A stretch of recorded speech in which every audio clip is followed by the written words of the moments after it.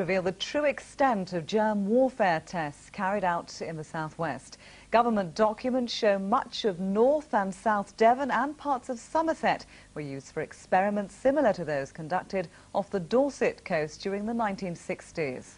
An independent inquiry has already been ordered into the Dorset trials to determine whether or not they've affected people's health. In a few minutes, we'll be speaking exclusively to the man in charge of this inquiry. But first, our environment correspondent, Simon Hall, has this special report, which includes film of the trials never previously seen on television. The germ warfare trials carried out in the 1960s and 70s were highly secret.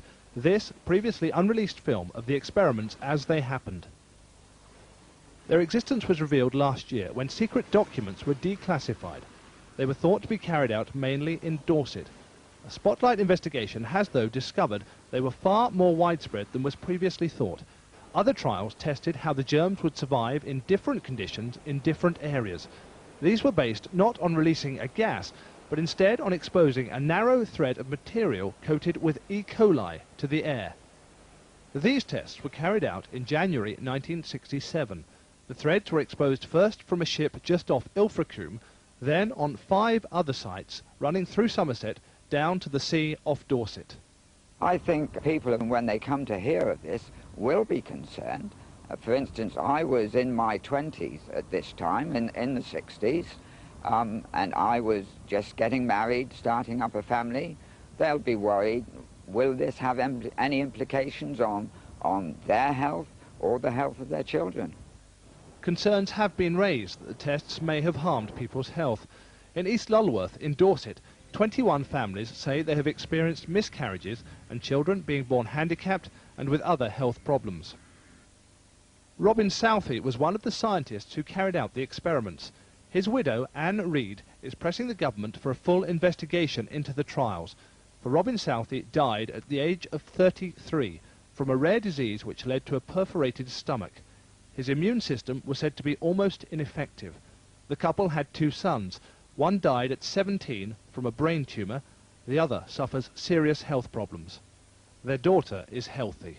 I was devastated. We had 3 little children, and with hindsight there were questions I should have asked. But what else do you do when you've got 3 little children waiting at home and you have to go home and say, sorry, Daddy isn't coming home, he isn't better? And our lives were turned upside down. The government has always maintained the trials were safe. It says the germs used were naturally occurring and were treated to make sure they could not be harmful.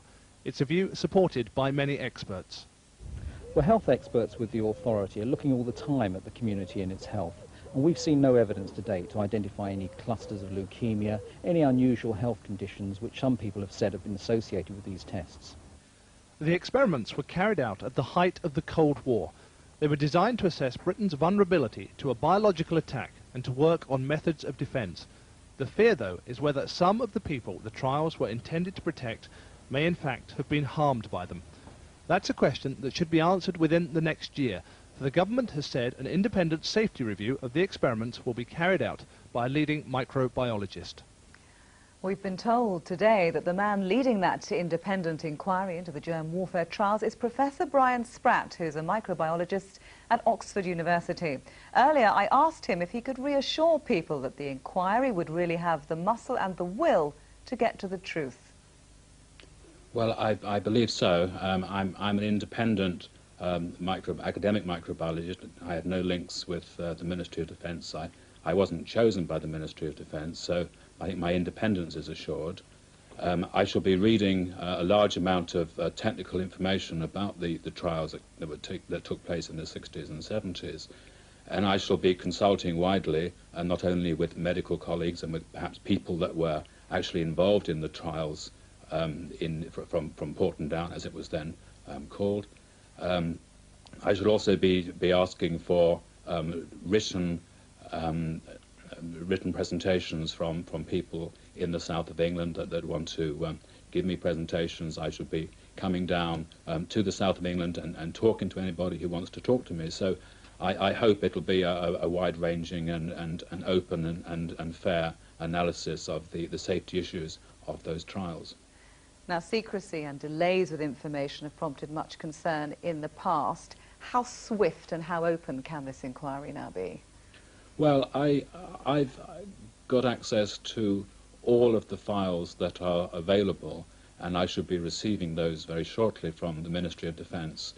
And I've been asked to come to some conclusions and write a report within a time frame of 6 to 12 months, and I hope it'll be closer to 6 than to 12.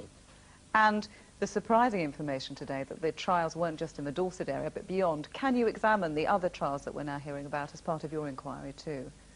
Well, I can't give you a categorical answer to that.